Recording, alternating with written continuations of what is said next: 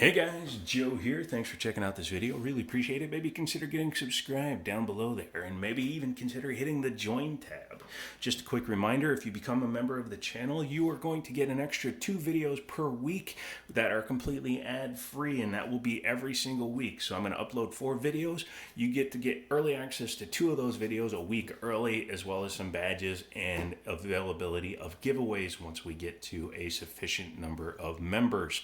So maybe consider doing that. I'd really appreciate it. Last bit of pandering here. Use my Amazon affiliate links and maybe check out Liberty Arms. You have to Google them. They're in Harrisonburg, Virginia. Can't put their links in the videos because of the algorithm. And check them out for all your needs. Using the Amazon affiliate link, you can get stuff like this York's Wax Buttercream. This stuff works awesome. I highly recommend it, especially if you're looking at long-term storage of your personal firearms.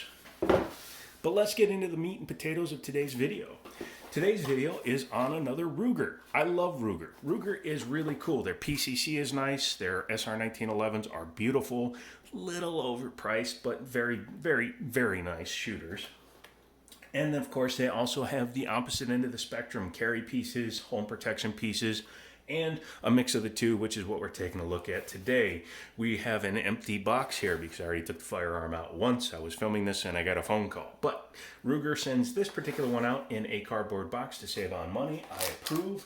You get some really cool stuff in this box, especially for the price. We'll kind of show you the firearm first. Ruger Security 9 Compact, which is really cool. So this will be competing with several other firearms, but at a much better price. $325 for a compact carry, double stack with at least 10 rounds is pretty damn impressive. The closest competitor would be the Mossberg MC1, I believe, at $400, and then you're talking in the high 4s to mid 5s for the Hellcat and the 365. So overall, very compelling price. As you can see, Liberty Arms is not charging MSRP like many other gun dealers are, so give them a shout because they will keep their prices low as long as they keep getting calls. Inside the box, you get your standard little itty bitty lock, your manual, and of course your firearms. This is a 10+1 gun. However, you get one that has a pinky extension and one with a flat base pad. You also get a second base pad if you want them both to be small. Let's take a look at the gun itself. Polymer lower, steel upper, as you can see, empty. And it is hammer fired. Ruger has a lot of hammer fired guns. There's nothing wrong with that. Hammer fired is very simple and easy to maintain. They also like to stick with some rear mounted safeties, although this one might be a mag release issue. No, it just doesn't want to engage. Hi there, Ruger. Really? Hello. Today's one of those days where nothing's going right. If you looked at the previous 3 videos on the channel, I've had to stop every single one. Okay, stiffest safety on the market. We're going to have to ignore that for right now. I might have to pop the top off and see what's sticking in there. Well, we are going to pop the top off. So Ruger likes to put these little rubber bands on their guns, whatever. It's kind of cool. It does have nice stippling, both front, rear, and sides on the firearm. I'm not going to take the rubber band off. It's not overly aggressive, but it feels really nice in the hand. Obviously, I have big monkey hands, so I need the finger extension. However, if you're looking to carry it in the front appendix or shorts or something like that, you may want to consider running with the smaller grip. Still has enough to get some of the meat on there, so I bet you it's a controllable firearm. As you can see, it's adjustable for windage only, which means you can just loosen up the set screw and knock it over. Front is dovetailed in as well. Not sure what sights can replace it. However, these are just the standard Glock style U-notch and front dot. I bet there are better options out there. They went with this because, as you can see, they're ramped for, again, concealed carry or low snag on your holster. External extractor on this side. It does have rear and front slide serration, so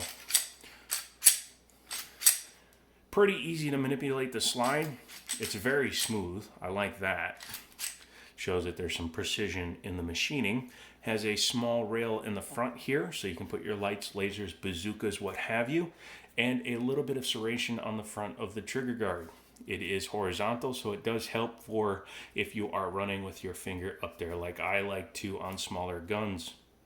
It's just something I do. No memory notch, but that's okay. You can get used to that. It has a slightly shrouded slide lock slide release, but it's wide enough that you can easily hit it. Small mag release. Again, you don't want to accidentally hit them. These guns are designed to be safer. Mags are metal. Look to be Metgar or ACT. Doesn't say on the side here. But as you can see, it is drop free and it's a 10 round capacity. So you have a fair amount of ammunition in a very compact size.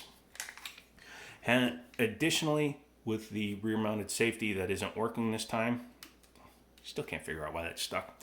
This one does have a trigger safety.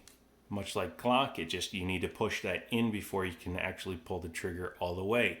Being a hammer fired, it is a decent feeling trigger. It's probably not the best trigger in the world, but it's not bad. As you can see, you just hit the trigger safety, pull it back, there's your wall a little bit further, and it breaks. Reset is pretty much all the way out. You can just see. You just release and then reset with your finger lightly. It'll put you right back to the wall and then pull again. Like I said, because it's not doing multiple jobs, it's only releasing a hammer, it's a more smooth trigger than on your standard striker fired gun. It's not fair to compare a striker fired to a hammer fired gun. There's just real no comparison. Striker fire is better for reliability, cleanliness, maintenance, blah blah blah, all that stuff. Hammer fired gives you a better trigger feel, especially when you rack it all the way. Overall, fit and finish is pretty good. Very angular cuts on the barrel itself. Not sure if that's for weight savings or design because it is a flat top on the slide itself. External extractor, and it looks like the mag release is reversible if you're a lefty. However, there are no controls on this side. Let's go ahead and pop the top off, shall we? We'll show one more time that it's clear. Bring it all the way, you don't have to bring it all the way back. I've taken a look at a lot of different firearms today. You just bring it back just a little bit, and you can use the back of the casing. I'm going to use a different different casing right there. This is actually out of my personal carry firearm, and then you're just going to pull the cross pin out. Very simple to do. If you have good nails, you can do it, but as you can see, I don't have nails, and then you can just take the top off. There's no need to pull the trigger because, again, it's a hammer-fired gun. This is the best compromise I found. Ruger likes to do this on their carry firearms, is they shroud the hammer so that the hammer doesn't get exposed. You don't have to worry about snagging it or getting it in the way. Inside, you have a captive guide rod. It feels like it's an aluminum guide rod, so that's better. Having a metal guide rod, if you're going to be firing the gun a lot, will aid in the longevity of the guide rod itself. Little shorty barrel, looks to be a 3-inch barrel. Has a little bit of a flare there, helps it seal up against the front of the gun. Doesn't really do much for pressure or anything like that. It's just a nice little feature to make the front of the gun look enclosed. Has a John Moses Browning tilting lockup action on it with a chamber lockup at the front. People call that a breech lockup. The breech is back here where the chamber goes up against the back of the slide. So this is a chamber lockup, but it's it's called a breech lockup. I don't know why. Inside here, nice to see it actually has full-length rails. That's nice to see. Although I'm still trying to figure out why this safety is stuck. This is one that might have to actually get sent back to Ruger. We'll see, because even with no slide on it, the safety is stuck. That is an anomaly. Don't expect that to happen on every firearm you see. Just happened to happen on this one. Take it with a grain of salt. I'll probably wind up disassembling this the rest of the way and fixing that. Overall, the build quality is pretty nice. Dinging it for the safety not working, but again, it's a mass-produced firearm. It's a mass-produced product. There's going to be some small failures. It doesn't affect the way the gun works in any way. It just means you don't have your Helps if you don't put the barrel in upside down. It means you don't have your extra safety. I'm fine with that. It's like when your ABS light comes on in your vehicle, you still have brakes, you just don't have your ABS. Reassembly super easy. Make sure your spring is horizontal so that when you flip the gun over, it's not sagging. Just bring it all the way back. Pull your slide back just enough to get your cross pin in. Take your pin, put it in. Make sure it's in the right way with the lip of it up there so that it's facing up. That way you can disassemble it the next time. Rack it and give her a shot. That works really well, actually. So aside from one little thing, let's not ding it too much because, again, that might actually work its way out. I'll let you know in a future video whether I had to disassemble the gun. For $325, you're going to be hard-pressed to find a gun that is going to give you the same number of features for the dollar. However, the market is getting more suffused with cheaper guns. The DB9, which I do not recommend at this point. Some other smaller brands, some of the Caltech stuff, but those have massive bites to their bark. So again, I would stick with something that has a little bit better springs inside of it. And just, you kind of got to go out and put your hands on stuff. If you don't put one in your hand, you won't know, you won't know if it fits. If it doesn't fit your hand, it's not going to matter whether it's a good shooter or not. You could have the best built 1911 in the world, but if you can't hold it, you can't control it, it doesn't matter. So go to your local gunmonger. If they have one, great, check it out. If they don't, just check out what they do have. Maybe you'll find something else that you like. I'm not about just saying you can only buy Ruger, you can only buy Glock, you can only buy Colt.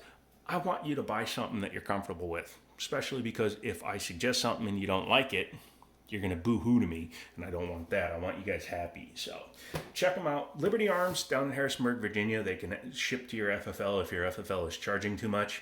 Keep in mind you're going to pay a transfer fee, but it's sometimes cheaper to have Liberty Arms shipped to your FFL.